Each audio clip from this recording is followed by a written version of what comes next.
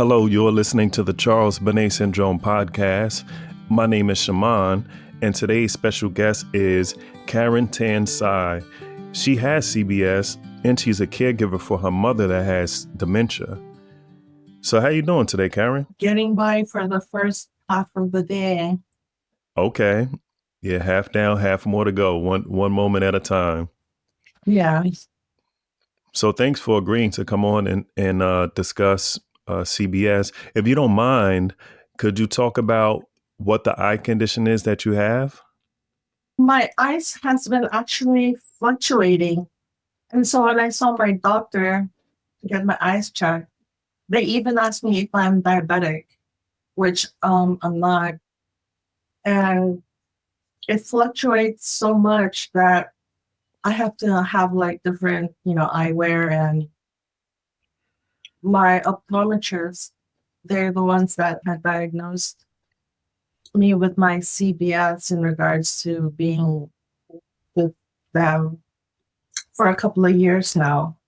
I had my eye surgery because it was hard seeing, and they had cauterized my eye ducts at one point. I mean, they were trying to just do what they can help me with, I guess. But I've been having issues. And I thought at one point, actually, my house was haunted. To the point that I was going to get a priest come over here and kind of like bless the house and, in and out or whatnot. And even my car, because, I'm seeing things and I wasn't sure how to pinpoint it. And it's a good thing that my optometrist actually had recommended and referred Dr. Cusick. So it kind of opened up a little more of my not having anxiety and panic attacks, as well as not being able to sleep. But, it is what it is, I guess. What was the condition that you had again? I know you had surgeries and they were working on your eyes for a while. What was the name of the condition? I also have Sjogren's. I guess that falls under autoimmune, if not lupus. I'm not quite sure. I'm diagnosed with maybe 30 or 40 things. It just never stops. Every year, something always pops up. And with also the side effects of the medication also, of course, comes to play. And with everything else, it's just like one whole melting pot. It's like a hot melting pot of everything. That's tough. That is tough because some people have one, maybe two things to deal with. But when you have multiple things, it can be difficult. It is. And I didn't anticipate that I would get diagnosed with something new every year, if not maybe one or two. And it kind of just piggybacks on everything that I have, like a domino effect, and it just trickles that I have to watch like my medication as well. They either usually change it to a different family, make the dosage either higher or less to also work with the other medication. But it's just a lot. Yeah, it sounds like it. One day at a time. That's why I like the way you started this interview and you said, hey, I've got through half my day. And sometimes that's what you have to do. You have to take it one moment at a time, and it could definitely be a lot. So I think that is good that you're doing that you're pacing yourself. It's kind of hard because I really, honestly, cannot relate to anybody. I'm used to my day being me with everything that goes through, like the chronic fatigue, the chronic migraines, the chronic everything like RA, osteoporosis, like name it. I probably have all the medications you guys are also taking. And I should be used to it, but I'm not. It's like, I don't know if this is TMI, but like when I burp, it's actually the medications. And I feel like I just want to get like a blender and put it like a smoothie or something and just put everything together, blend it, and then just kind of drink it, which I'm not supposed to, and I haven't tried, so I'm not. Yeah, you're human. You'll think of different things, and there's nothing wrong with thinking about things. And if you ever think that something could be better for you to do, you can definitely ask your doctor. And I'm sure that could be tricky because I'm assuming that because it's different conditions that you potentially need different doctors. So to make sure that everybody's on the same page and they don't give you a medication that could conflict with another medicine or something. How do you manage something like that? When I go to my pharmacist, they actually would tap it first. And they would say, hey, taking this, don't take this in the morning, take that at night, or check with your doctor because we have two of the same family. It is very tricky. I've actually had a problem with taking the medications because it's a lot. I guess I took my medications and not knowing the dosage of it, I actually passed out. Oh my gosh. So they have to take me to the ER because I stopped breathing. And my cousin was here, luckily, when my mom called him, he came. So he was slapping me. He said he's sorry, but I had to breathe and he had to keep me breathing. And I had to do a detox. So I had to cut everything cold turkey while being in the hospital, getting admitted. And that I think also didn't help with my CBS because then I'm seeing things and it's like triggering some of my, autoimmune, and I don't know, it's kind of hard juggling everything actually. Wow. So grateful that your cousin was there that day that happened.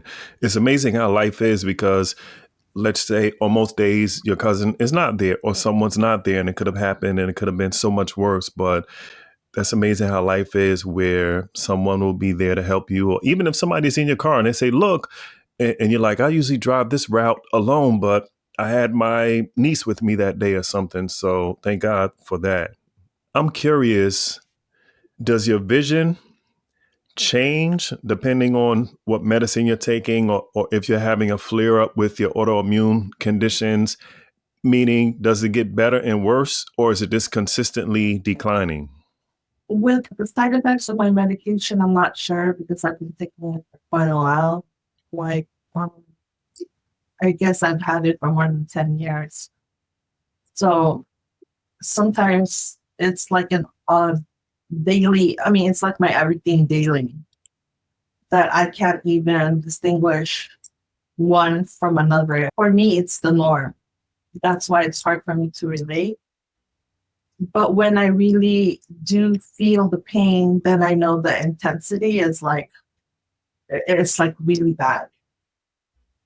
I have to work with what I can, I guess, depending on which one flares up and which one doesn't. But I do have a 3-month blood works or injection or infusion or like a Botox, migraine shots. It all depends. But it's kind of hard to see if my CBS, if it's triggered by something, either medication or the pain that I'm feeling. But it doesn't really help because then I have my brown bag that I carry with me to inhale and exhale when I'm having an attack. In my car, in my bag, by my bedside. And if it triggers me and I'm not in a good place, then of course I have my inhaler. But every time I have a CBS, it's never the same. It's either in cartoon, black and white, or just a silhouette, or even just a painting. The worst one yet that I've had was laying down and seeing a lady floating on top in a ceiling. And for the life of me, it's like I have no clue. I have never seen that lady before. And I couldn't move, but I can't close and like flicker my eyes. But that, I guess, hallucination or person usually would sometimes disappear. But the person floating on top of my bedroom on the ceiling started ever so slowly started coming down near me. And I'm already crying at this point, and I'm already shouting at this point, but it went through me actually. And that's when I felt like I had air finally to breathe, inhale and exhale, and actually move. But of course, that vision was gone. And of course, I had no sleep, the usual. So that was like the most scariest event that I had with the CBS, as far as I know. Oh, that sounds frightening. And how long ago was that roughly? I think I've had CBS longer than, I think my adulthood, young adulthood. Can I say that? Okay. So that would be like around 20, 30-ish. And it comes and goes, but it just seemed like it became more frequent to the point that I had to go to my cardiologist because, the silhouette was right there in back of me and I thought it was a coworker. And sometimes it is a coworker, don't get me wrong, but sometimes it's not. And I tend to jump. And of course, if it was a silhouette or a coworker, I didn't feel right to say, oh, hey, did you guys see that black silhouette? They're probably going to think I'm crazy or I don't know what, would have happened. But I didn't share it with them. But it came to a point that I had to see my specialist because I'm like not in a good place and I have to see different specialists to go to and whatnot. So I'm really glad that I found this group that kind of opened my eyes and to be for sure, like I'm not crazy where the house isn't haunted. And just in case someone's listening and they're not sure what group Karen is referencing, she's referencing Dr. Gary Cusick's weekly CBS group, which is currently held on Saturday mornings at 12 p.m. Eastern time. And people from all over the country and even Canada join. And we've also had people, I'm saying we, because I go to the group as a caregiver for someone with CBS and a supporter and someone that has this podcast. And also they have a caregivers group that's at 1 p.m. that immediately follows the group, which is nice because it can be challenging to be a caregiver for someone with CBS. So I'll put that information for Dr. Gary Cusick's group in the show notes in case anyone's interested in attending. So if you don't mind me going back to the early days, I know you said that you've had CBS for a while, but how was it? I mean, obviously in the early days, you thought your house was haunted. You thought your car was haunted. You were going to get a pastor or a priest to bless your house. So obviously you thought that it was maybe some spirits or something. What are some other emotions that you had? Did you think you were maybe kind of going a little crazy or something when you didn't know what CBS was at that point? Yeah, I had no clue. I do watch movies and I do watch sci-fis. And I don't know if that also links to, the sci-fi movies that I watched or my traumas when I was a kid, or if it's my eye, or if it's anxiety. I'm not sure if it's all together in one or, some things maybe triggers it. So I'm not sure. I'm kind of lost and was kind of hoping to get better. But Yeah, even researchers are not 100% sure, and they'll do one study and they'll find some information. Then they can do another study and get some other information. So it's definitely good to kind of be open. And really, in my experience, in my opinion, I think listening to things like this, the podcast, and listening to people in support groups that actually have CBS talk about their experiences, we can kind of learn from them what's working for them, what triggers it, what types of hallucinations are they having, see some of the commonalities, because there are a lot of commonalities. A lot of people see people in period clothing or little kids or animals, and you see a lot of some similar things. But then again, some people, just like yourself said, that you see a lot of different things. You may see cartoons one day, then you may see someone floating the next day. Because some people, when they say, I experienced this, and they experience that, they say, okay, this is CBS. But if you're experiencing things differently, it can be challenging. One thing I think that could be challenging for you is, obviously you have some sight, because you said that you still drive, so you do have some sight. And I've heard people that tell me that when they have absolutely no sight at all, that they know anything they're seeing is CBS because they're 100% blind. At that particular moment, when you are experiencing it, it's hard to know if it's real or not, because some of the things that I see aren't there, but they're really there, or they're not there. I mean, it's kind of like me driving ever so slowly nowadays, and I'm trying to be careful because I almost got in an accident maybe like twice with my mom. And, I'm making a right, someone's crossing, so I turn left to see if there's any cars that it's okay to make that right turn. As soon as I'm trying to figure out where that pedestrian is, had crossed over safely, like that person isn't even there. Or I'm making a left and I look, there's no cars, but there's really a car. And that's like the almost accident part. So driving with CBS is really challenging, nerve-wracking, just frustrating. But I have to do what I have to do because I'm the only one taking care of my mom. And I've lived all my life with her. So I know when she's declining or when it's not. But it is definitely a challenge 24/7 to take care of yourself, take care of your mom, do the necessities, which is maybe, I don't know, groceries, bills, or whatnot.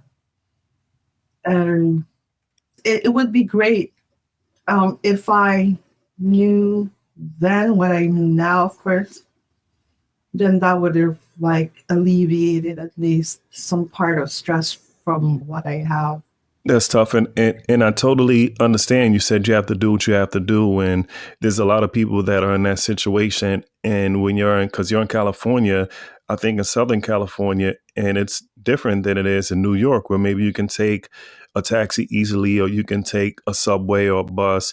And then if somebody has mobility issues or some other kind of issues, it's not always that easy. You want to be more comfortable. But I did mention this to you before, and this is totally optional, but just in case someone's listening to this that is in the California area, Southern California, they have something called Access LA.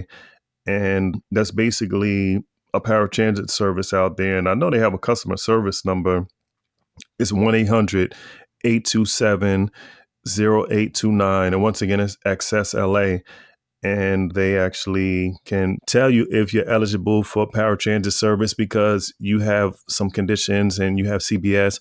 And then also because your mom has dementia, which we'll talk about in a moment, maybe she could be eligible, and then they can take you around to your appointments and stuff. That's totally optional, but I just wanted to mention that again, because those services can come in handy, and sometimes they're robust. If it's like a large city or a large county, they can get you around wherever you need to be. The only issue I have with that is are motion sickness. Okay. And I'm claustrophobic. I tried taking the bus. I was in the front. I had my plastic bag just in case. So I can see where I'm going, and it doesn't work for me. It was like from one stop to another.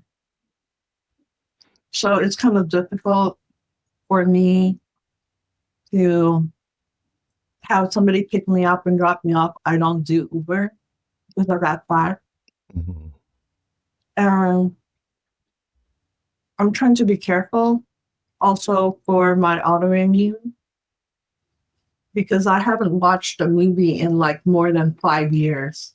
And finally, my best friend said, "Hey, you know what? You need a timeout. Let's go." And I went and I came back positive with the COVID. Oh man, that is so tough. That is so I've been tough. trying to dodge it for the longest, and that's why it's been 5 years since I've actually been at theater. But, I guess not for right now. Yeah, you know best. You know what you're comfortable with because in your own car, you can control that. You can control the temperature. You can have maybe the windows down or whatever you want to do to make you feel more comfortable. So I totally understand that right now is not the time. If it ever does get to be the time, you can also mention some of the concerns that you have, motion sickness or different things, and maybe they can make some accommodations or send some special vehicles. But I'll leave that alone because you know best. And you express that it's not the time for you. And just thankful that you still have enough vision to be able to get around and you can figure some coping mechanisms that work for you while you're out there on the road. Speaking about your mother with dementia, how long have you been a caregiver for your mother and how is that going? Well, I've been taking care of her for as long as I can remember because I had lived with her all my life. Broken family, so it's only her taking care of me growing up. And I'm the only child, so I'm the only one. So I guess it's like a give and take. I didn't actually realize that it was dementia or Alzheimer's until the doctor had said so. Because for me, it was like, okay, well, I've been taking care of her. I lived with her. So it's like kind of hard to distinguish that, okay, hey, you know what? She needs another annual, test for memory with geriatrics. So I'm not quite sure if that was the right time of, let's say, I don't know, 5 years, or was it longer, or was it? So I'm not quite sure, but I mean, to the point that it's definitely known that she has it. It's hard for her to say things. It's this, that phrase, what is that called again? Or she just leaves it alone, or she's frustrated, or sometimes she'll say, you know what, I really don't like it. It's frustrating that, hey, I forget I forget the people's names, or an apple is actually not an orange, that kind of thing. The thing I'm most concerned of is leaving the stove turned on, and she'll put it at the very lowest that you can barely see the flames, but it's actually on, or the door's wide open. That's not a good thing. And I have surveillance cameras all around the house, inside and outside, but I can't be on my camera, all the time. But when I do see something and I flag it, like the door is open, and I don't see her in the camera, then I have to cut exactly what I'm doing, then in my tracks, turn around and go home and kind of fly low to see, like, hey, what's going on? She forgets to wear her watch. I got her the watch so that if somebody calls, she can actually, answer it, as opposed to the phone is like by her bed and she's out and about, or, she's in the backyard or doing something. So I'm trying everything that I can to, kind of find something that will actually help me help her, kind of deal. Well, you're doing good. You are a good daughter. It's not easy having an autoimmune disease or any kind of conditions. And then when you have CBS, and then on top of that, you're a caregiver for someone with dementia. And that's one of the most challenging conditions to be a caregiver for, especially as it starts to progress. So I just want to commend you for that. And I know she appreciates it, whether she tells you or not, whether she realizes it or not. I don't know how severe her condition is. One thing I want to say, just in case there's anyone listening to this podcast and they know someone that has dementia or think they may have dementia, they do have something called the Alzheimer's Association. And they have a 24/7 phone number that's 1-800-272-3900. And once again, that's the Alzheimer's Association, 1-800-272-3900. And if you give them a call, they can definitely help lead you in the right direction to get some support or any types of things that can help, because we all need help for something. It's a lot to take in. And I haven't met anybody yet that has something similar to my situation, can I say, with having to deal with a lot of roles, and play that different role, and having that melting pot, and be insane. So if there's anybody out there that is going through what I'm going through with the kind of same spectrum, I'm just really glad that I know of the CBS and the meetings and their stories, and also listening into the caregivers hour. It helped me a lot to understand, as opposed to just being lost and kind of have my BP go up. That's why I always tell Gary when I have a chance, thank you for what you're doing. Thank you for actually having this support group for people with CBS. And then followed by that, you also have the one for caregivers, because that's important. And it's a big commitment to do that every week. And I definitely commend him for that, because it's helping. It's helped me, it's helped you, and it's helped dozens of people, if not hundreds of people. So how often do you actually experience CBS? Is it like a daily thing, or is it like a few times a week? Daily. It's definitely daily. I feel like I'm in an action movie that someone's always watching me or hovering over me or just there on the side, like a painting. So it's daily, definitely. And besides the support group, are there other things that help you cope with it, like strategies that you do when you're experiencing a CBS hallucination or an event? No, this is the only group I go to. Sometimes if I just want a break and maybe seem that I can get away with just a quick, hey, I'm going to go get a drink or, some fast food, go in the park, eat it, kind of have like a, time off. It helps for the moment, but as soon as I'm done and I leave that park, it's like turn back on again. But I do have that moment, or a certain PT or acupuncture that, I have like a good almost hour to just have a time out, but it's still hard. So it sounds like when you change your environment, it could help. I mean, I know sometimes you experience CBS when you're driving, but sometimes if you go to a park or somewhere nice, it helps. And yeah, that's what it sounds like. A change of environment, it seems, can help, but you can't always change your environment. And sometimes, depending on what it is, it may not help. No, you're right.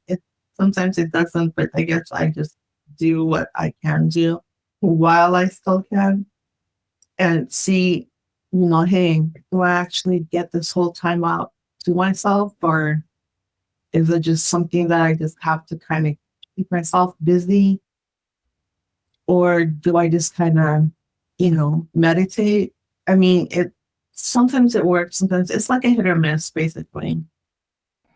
And thanks for saying that, by keeping yourself busy. That slipped my mind. Yeah, it seems like when you stay occupied, it can help. But I've heard some people say that, how occupied can they be? Because the mind does work, and then sometimes it's supposed to rest. And then sometimes when people say they rest, the CBS creeps in when they start relaxing. So they always start snapping their fingers or blinking their eyes or walking around the room. But sometimes in the middle of the night, they don't want to do that.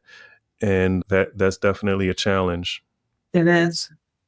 Sometimes I feel like there's insects or critters. And so I get this tennis racket that has an electric zapper. So I'm swinging it. If I hit something, it's really there. I mean, there's really maybe a fly or something. But if I'm swinging it, I mean, I get my cardio, I guess, but there's really nothing there. And you just see this lady with a tennis racket that's, zapping and just like swinging it around the house. And that's kind of funny. Wow. That's good you can make light of it. Because I was thinking, like, have you ever thought about watching a comedy show on Netflix or YouTube or something like that? And does that help? Have you ever tried that? Laughter. Actually, yes, I have Comedy Central or whatever I can find that's entertaining to kind of help, help my load a little bit. I tried doing that. Yes. And does it seem to help a little bit when you're watching something funny or laughing, how does that work for you?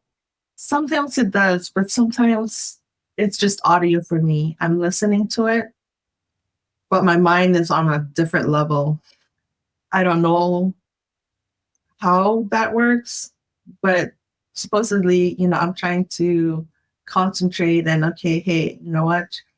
I'm going to watch the sitcom or whatever. But my mind is just off on its own. It just does its own thing. Like 101 miles per hour, it's just ticking. Regardless whether I'm almost asleep or I'm trying to rest, it's just going and everything else is just audio. It's just there. That's understandable because we have busy lives and there's so many things that are going on and it's understandable to think about things and it's hard to slow your mind down sometimes. It is. Sometimes it's not even funny that, like, for example, you go in a room and you have, picture frames and paintings and whatnot. And you look at it and you're like, wow, that's really nice. I really like that painting. I'm glad I bought it or put it up. But sometimes it becomes the norm. Like you just pass it, it's already there. And it's just, well, it's not giving you the same thing that you were kind of hoping for. Just like my CBS, the person is on a wall like a painting. And, sometimes you just kind of just walk past it, walk by it, sprint or whatever you do. But it's just there. So sometimes it's like, okay, well, I know it's not real, it's there, but at that moment, it's still kind of like, oh my gosh, I'm kidding. I just walk it past it again and like hoping that when you do go back to whatever room, it's not there. Or there's just one instance that there was a couple sitting in my living room. I go out to the other room and I didn't acknowledge them because why would there be a couple like sitting in the living room? And so when I came back, they were still there.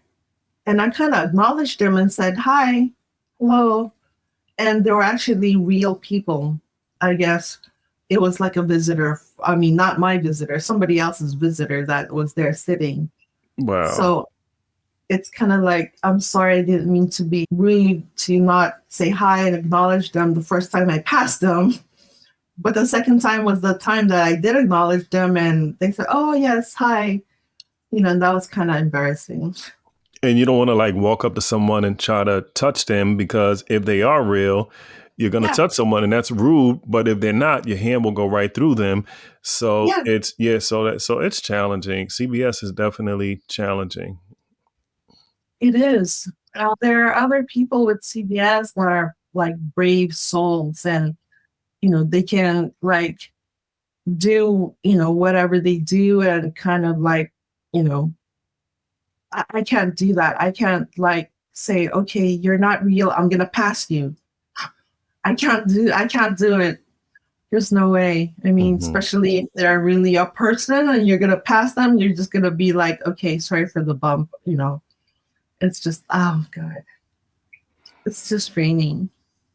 Yeah. And what works for you today may not work for you tomorrow. Because I was thinking if you see somebody in the living room, you could say, hi, how you doing? And if they don't respond, then they're CBS potentially, or there's somebody that's rude. But you don't want to go doing that all the time if you experience CBS every single day. And that made sense too. What you said who would be in the living room, so that made sense. Exactly. It's like try not to be rude, but try to also acknowledge what's really, there. And yeah, it's pretty tricky. That's the tricky part. And there are people that are people friendly. They can just say, make a conversation with even a stranger or whatnot. But I mean, I don't want to do that with somebody that's not there and I'm having a full conversation, but it's just people seeing you conversating with no one. Yeah, it's tough because you're always thinking about how you come across. And then sometimes, even if there's nobody else there, you can be thinking to yourself, like, I shouldn't act like that. I shouldn't respond like that. That's CBS. I don't want to go down that trap because it's one thing if somebody else thinks that you might have some mental problems or you might be kind of losing your marbles, for lack of better words. But then you could think about it yourself because you're human and you're like, no, I don't want to. So I could definitely see how that could be a challenge. Yeah. And also that I get this once in a blue moon. I feel like someone's tapping me or someone is right in back of me. Like if I just move my feet or my body, like I can feel somebody standing behind me, or someone's calling me, or I hear like a sound or a smell, and that's like once in the blue. But when that happens, it's like you're like cold sweat, trying to just breathe and kind of like okay, sync like what's actually going on. Yeah, because we all know that CBS is supposed to be silent visual hallucinations, but I've spoken to dozens of people that have said pretty much what you say, that occasionally they may feel something touch them or they may hear something, and nobody will ever have a bruise or anything like that, but they will feel that. And I just wonder what that could be. Some experts say that if you're hearing things, it could be that you have hearing loss that maybe you're unaware of. And it's kind of like a form of CBS for your hearing, where you can hear voices or things like that. Some people have said that there's so much stress and anxiety with CBS, and you're having sleep deprivation and you're always anxious, that you can start hallucinating just from being anxious consistently, living in a state of anxiety.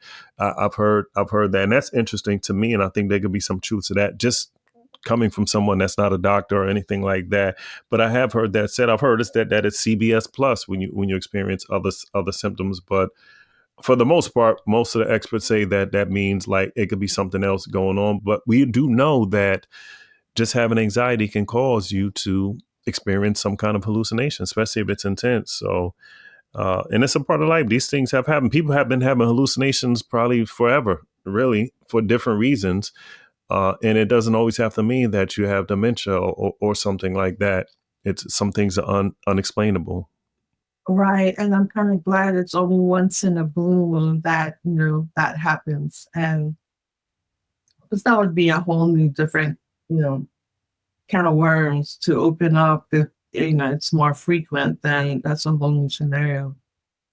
Yeah, but I appreciate you sharing that because there's going to be someone that's listening that may have experienced some of those things, or a caregiver for someone that may have experienced some of those things. And the more that people are honest and they talk about it, the more we can get some information out or starting to figure out what things can be done or what can be going on here. So I appreciate you sharing that. Yeah, thank you. But it's just really tiring with regards to how you accommodate a certain, something that you experience. Like when I told you about the fly and the tennis racket zapper, I had to go to Home Depot and buy one of those things that you plug in, or Amazon, so that insects will hear that kind of electronic waves or sound. So I'm like plugging it all over the house when there's really nothing there besides, the tennis racket that I have. So just for that example, it's kind of, like it's so, I mean, it's like over fatigue. Like I'm doing as much as I can, plugging on insects, electronic thingy majiggy or just buying something to accommodate that. Hey, you know what? It's really not there, and be sane and not insane. Kind of like, I mean, if it's something else, then it's like, okay, well, you need a night light, in this spot, in this corner of the house, or what. So, you have visual. But I also have to work with me, because if I hear those certain sound for the critters, or if it's too bright, then that triggers my chronic migraine. And if it's too high for whatever sense it is, then I'm done. I'm like in my bedroom. One thing I'm just curious, do you find that it's more difficult and more stressful to deal with CBS, or do you find that it's more difficult and stressful to be a caregiver for someone with dementia? I think both. It's actually different when I at one point, when I was 10, my patients, dealing with whatever that they have versus their own mom that you live with 24/7. But of course, it doesn't help me sleeping like this. Yes. And then your mind goes 101 miles per hour again. Well, is it real, not real? That's a prayer, brown paper bag, paper, that kind of. And, so I think it's both, but it is hard when, I'm like lack of sleep and I have to do, this, everything all over again the next day, like Groundhog Day. That's tough. And I'm trying to get sleep, or at least if I don't sleep, I just rest and kind of lay down, because it's kind of hard to get away with what you can. But on a daily basis, it's just kind of tough. Have you been able to get any help, like either from a friend, a family member, or a paid caregiver if you could afford it or something like that? I looked into that. A caregiver actually is like a leg and an arm for me. The insurance does not cover family members. For some odd reason, when pandemic hit, the way that my family was set up was closed. But when that hit, it just stayed the way that it is. Like there on that side, we don't interact anymore. And I'm not quite sure, but that's the way it is. So I don't have family help. I have one daughter because I can only afford one. But, she has her own life. The kids have their own thing, what they're doing.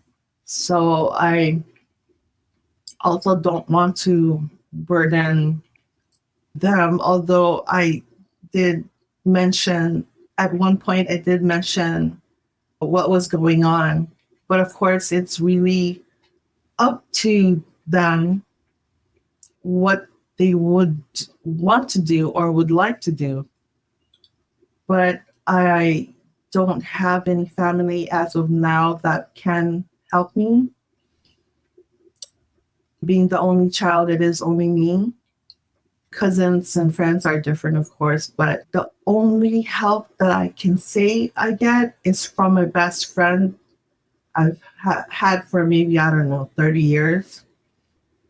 So she is the only one that I can sometimes say, okay, she'll say, come over here at the house, let's do a Netflix and we'll cook. So I'll bring my mom with me, or I will borrow her mom and she comes over here so the moms can kind of like chit chat and do their thing. But she would be the only closest one that actually I'm able to get some kind of help. That's good you have her. That is definitely good. That's the friend that took you to the movies? Yeah. Mm-hmm. Sir.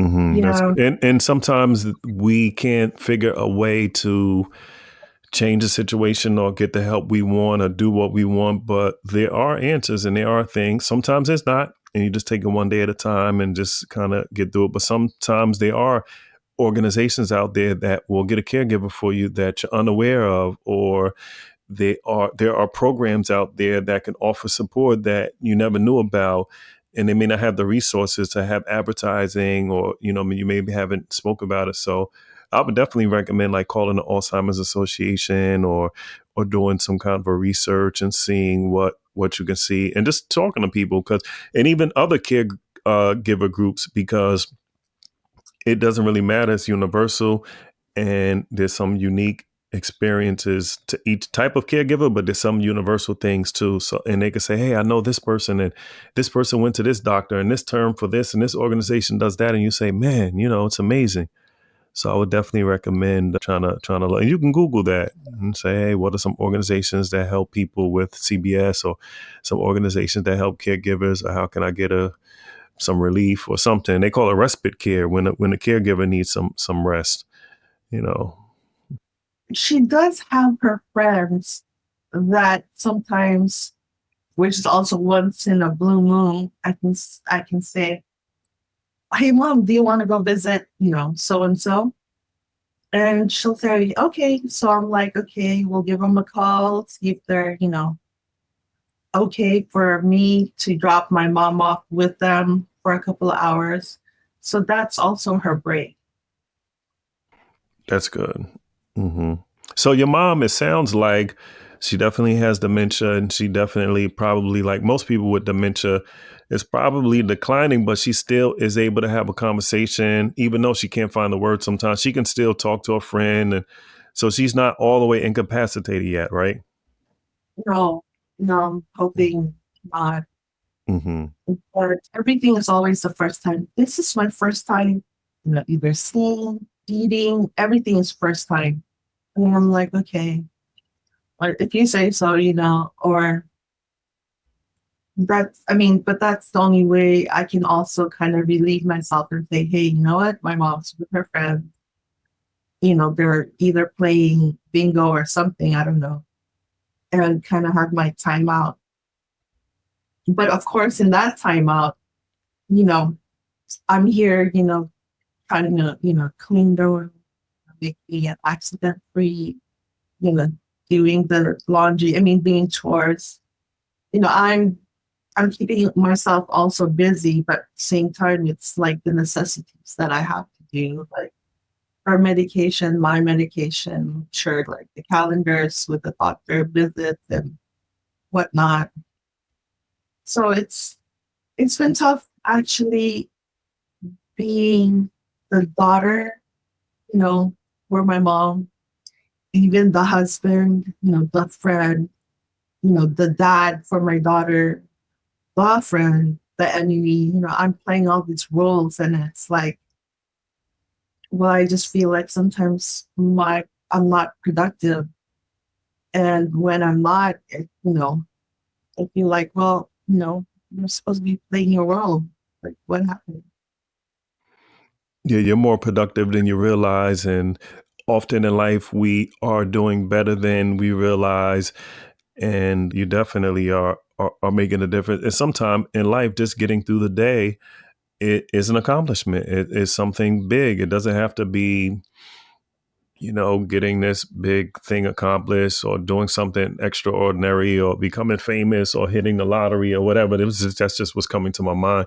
Sometimes just getting through the day, especially when you have multiple challenges like yourself. So yeah, you're doing better than you realize. In my to-do list, inside my to-do list, I have far more to do.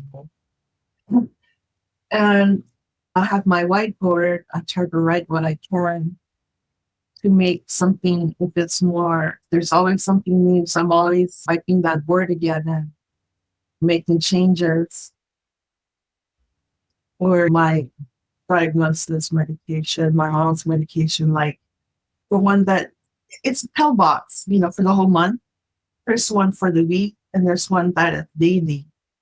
So I I keep all the medications in my room because if I leave it there, she tends to move the pills around, which is not good. So I have to make sure all the medications is in my room as well.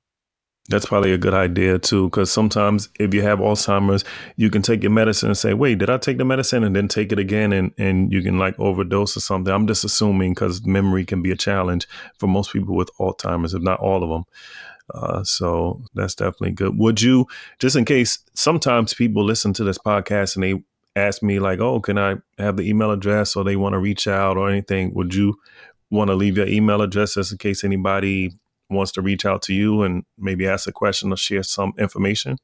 Sure, I'm open to that. It's S as in Sam, Y as in Yo-Yo, SY Karen, KAREN .016@gmail. Okay. I'm sure somebody will reach out. Maybe they have some information for some of these questions that you have, or they can share some tips, or they may just want to ask something from you. So I appreciate that. And thank you so much for taking the time to talk with me and sharing your story and being a caregiver for your mother and all the things that you're doing. It's definitely not easy, but you're doing it. And I want to commend you for that and not giving up, taking one day at a time, one moment at a time.